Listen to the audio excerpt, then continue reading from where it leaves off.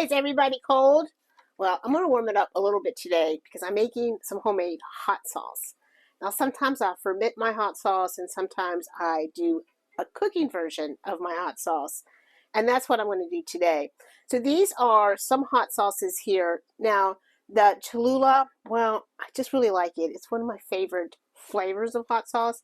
What I don't like is that it has xanthan gum in it. So I try to stay away from that when I can. This is a nice hot sauce. This is the General's hot sauce. Now this hot sauce is going to cost you a little bit more, but the peppers here are all grown in the USA. The peppers for this are all grown in Jalisco, Mexico. The peppers here all grown in the USA, and it is a company owned by veterans. A percentage of their proceeds goes to help veterans, and this product is going to be 86% peppers, where most hot sauces that you buy are going to be about 20% peppers. So you're getting a whole lot of bang for your buck with this one. And then this is mine. This is one of mine that I made. And a lot of times they put xanthan gum in the hot sauces because it helps keep them together. But I'm not opposed to shaking mine up if this starts to separate. So stay tuned. Coming up, I'm going to show you how I make my quick hot sauce recipe. Now, of course, for hot sauce, we have to start with some peppers. These are some serrano peppers. And I got to tell you, I bought these peppers back in December before we ever left and kind of forgot about them. But that's okay if we're making hot sauce. They cannot be perfection. So I'm not worried about that. But what I'm going to do is I have my vegetable wash that I make, and I'm going to clean my peppers really well. Now I am going to remove the tops and I'm going to remove the seeds so that my hot sauce isn't super duper hot. But if you really like it hot, then you can leave the seeds and the membranes. So I think it's just kind of cold everywhere right now. And now we woke up this morning to it being about 25 degrees. I can't keep the windows from being fogged over so you can see the beautiful water outside. Now I'm using serrano peppers. You can really kind of use any kind of your favorite peppers.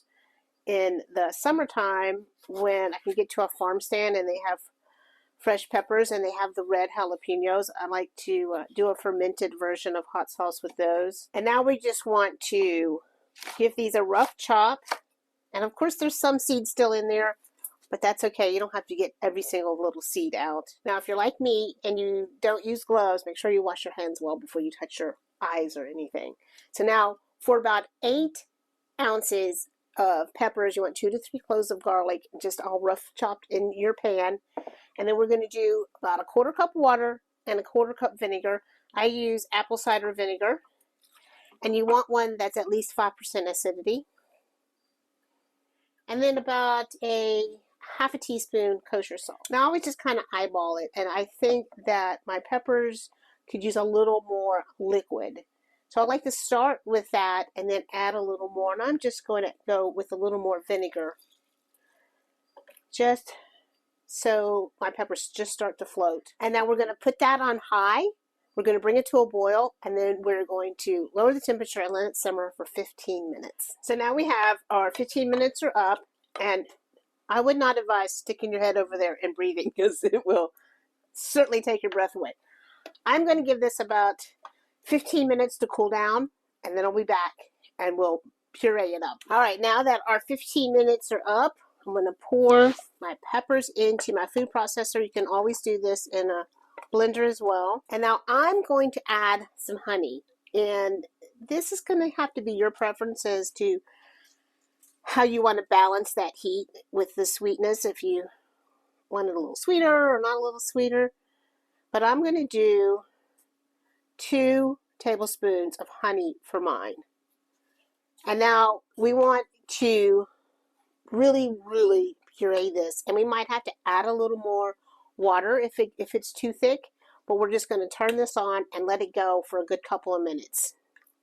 All right, so you can see how it still has chunks. So I really want as smooth as I can possibly get it. So I might add a drop of water.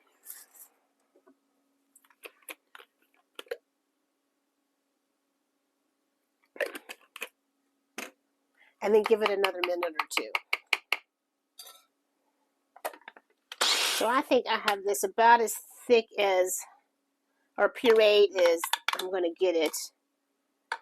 And next we want to strain this. Now you don't actually have to strain it. You can leave it like this. It is going to be kind of maybe pieces in it. So I kind of suggest that you strain it.